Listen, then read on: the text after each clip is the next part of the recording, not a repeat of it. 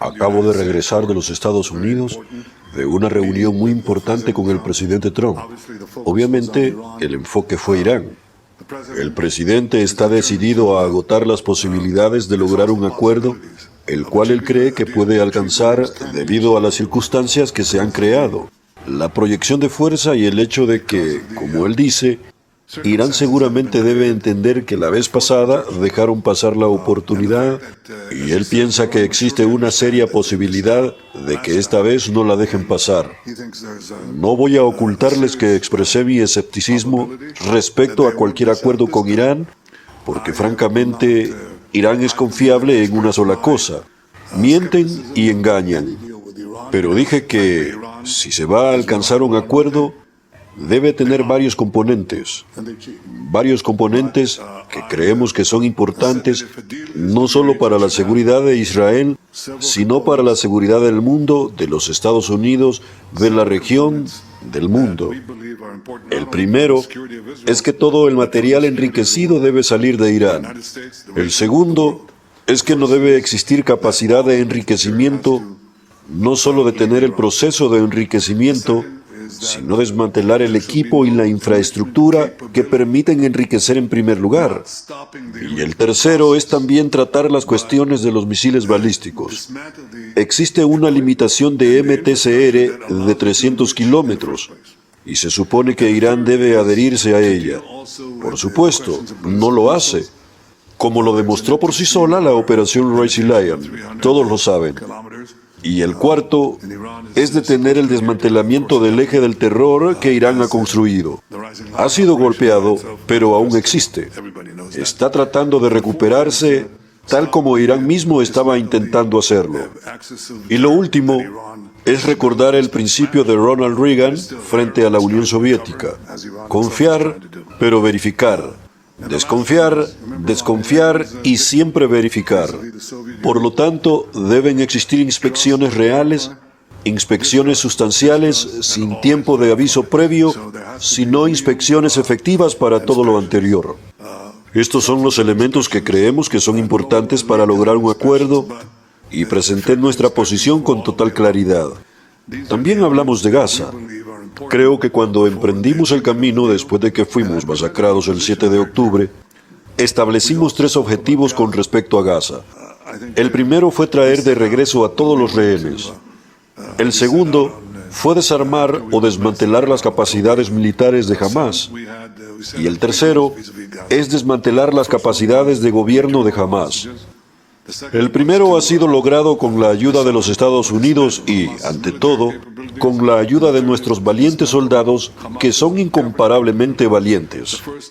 El apoyo que recibimos del presidente Trump y su equipo, el apoyo que recibimos de ustedes y de tantos en todo el mundo, y las decisiones que tomamos de no acobardarnos ni someternos a las presiones que se nos imponían desde fuera y desde dentro, nos mantuvimos firmes. Sacamos a cada una de estas personas, incluyendo al último héroe, el último héroe, Ronnie Greeley, un héroe increíble, pero hay muchos otros. Nos mantuvimos firmes allí. También nos mantenemos firmes en las otras 2 cosas que deben ocurrir. Bajo el plan de 20 puntos del presidente Trump, cuando pasemos a la fase B, lo que debe suceder es que Hamás debe primero ser desarmado, y luego Gaza debe ser desmilitarizada. Desarmado significa que debe entregar sus armas principales, no sus armas principales. ¿Y qué dijo la gente sobre las armas pesadas? Prácticamente no hay armas pesadas en Gaza. No hay artillería, no hay tanques, nada. El arma pesada, la que causa más daño, se llama AK-47. ¿De acuerdo? Eso es. Así es como ejecutan a las personas. Así es como disparan contra nuestra gente. Eso es lo que usan. Rifles de asalto. Eso es lo que usaron en la masacre del 7 de octubre. Eso fue lo que usaron. Eso fue lo que hicieron. Llevaron a cabo la peor masacre del pueblo judío desde el Holocausto con AK-47. 60.000 de ellos tienen que salir. Obviamente, RPGs, cohetes y demás. Pero esa es el arma principal y debe desaparecer. Así que primero, desarmar a Hamás y segundo, desmilitarizar Gaza. ¿Qué significa eso? Todavía tienen túneles. Hemos desmantelado alrededor de 150 kilómetros de los 500 kilómetros de túneles. Tenemos que completar el trabajo.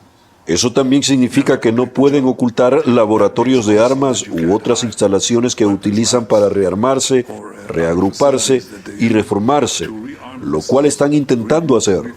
Estamos dando una oportunidad al plan del presidente y él lo expresó de manera muy clara. Dijo que puede hacerse por las buenas o puede hacerse por las malas. Esperamos que se haga por las buenas porque conocemos los estragos de la guerra. Sabemos lo que significa perder personas. Conocemos el costo humano de la guerra, pero ese objetivo tiene que lograrse de una manera u otra, y de una manera u otra se logrará. Mientras tanto, aunque haya un alto al fuego, eso no significa que no podamos hacer nada. Nos atacaron, incluso ayer y hoy. Eliminamos a 13 terroristas. Actuamos en respuesta. No esperamos, simplemente actuamos.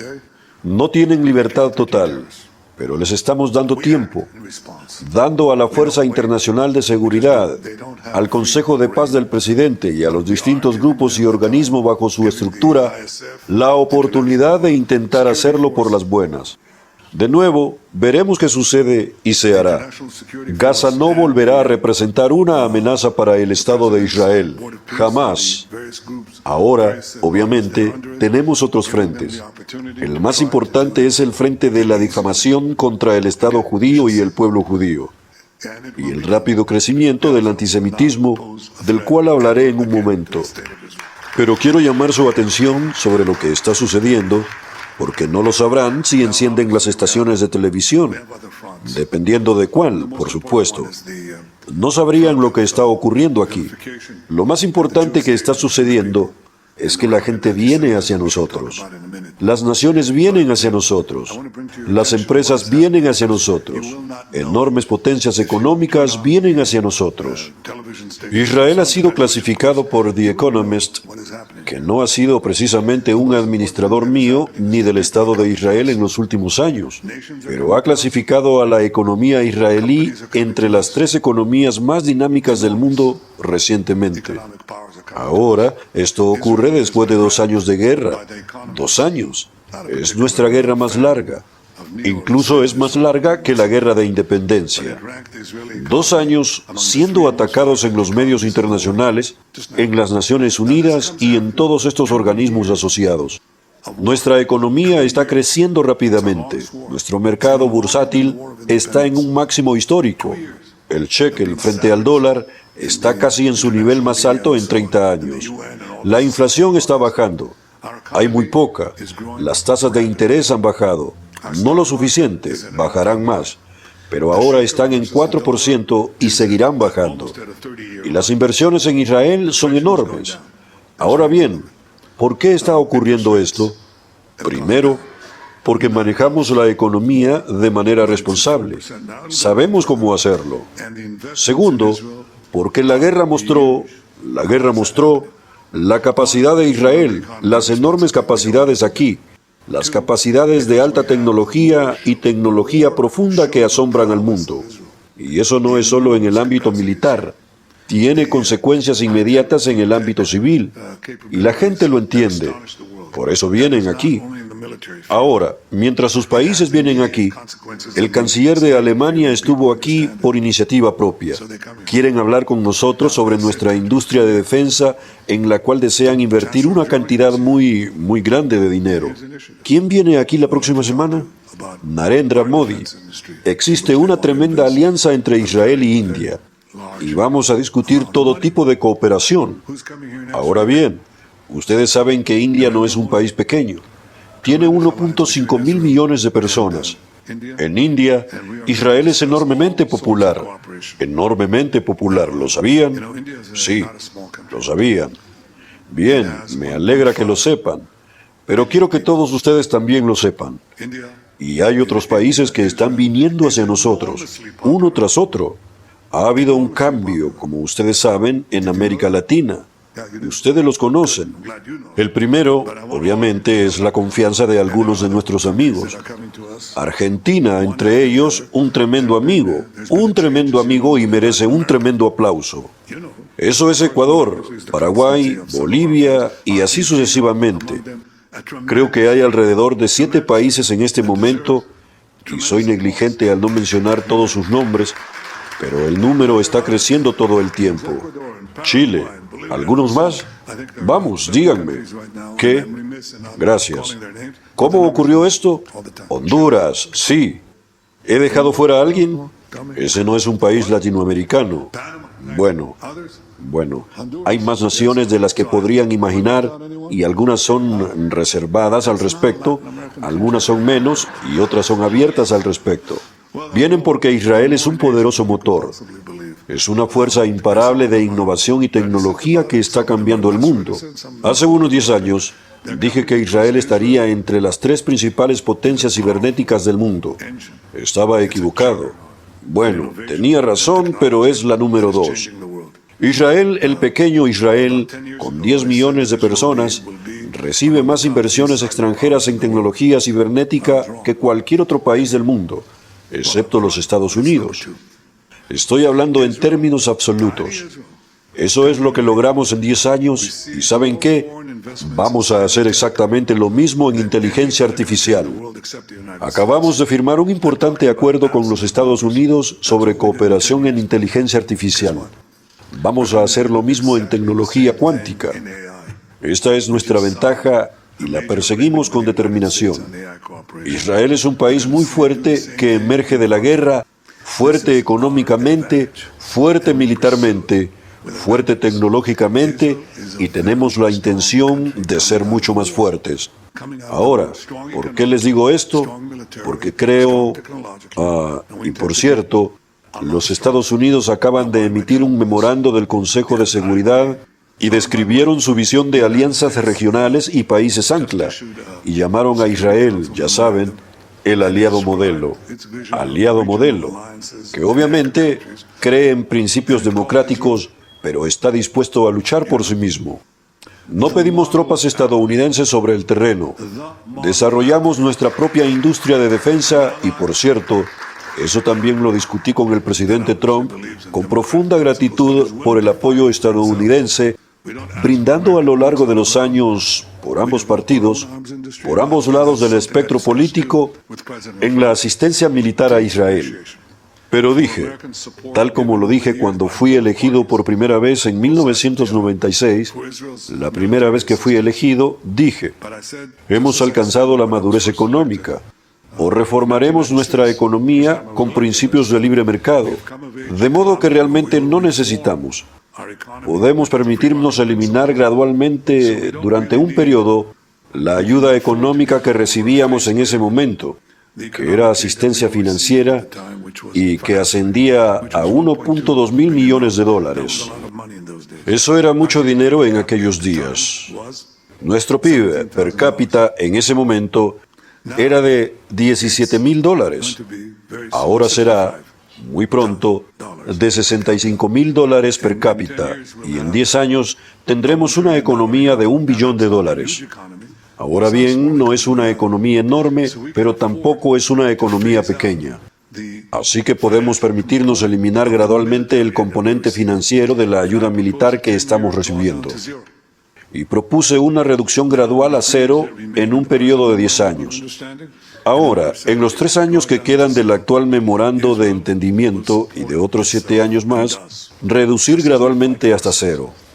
Israel se sostendrá por sí mismo y lo hace, tal como luchamos por nosotros mismos. Al mismo tiempo, queremos avanzar con los Estados Unidos de la ayuda hacia la asociación porque contamos con tecnólogos y desarrolladores extraordinariamente talentosos en todo tipo de sistemas de defensa. Y lo compartimos con nuestro amigo, el amigo insustituible de los Estados Unidos, pero ahora queremos tener inversiones conjuntas. Nosotros aportamos una parte, ellos aportan una parte igual y compartimos los frutos. Pero nuestro objetivo es construir una industria armamentística independiente en Israel, Creo que todo el mundo entiende que estamos tratando de avanzar hacia ese objetivo y eso es algo que tenemos la intención de hacer.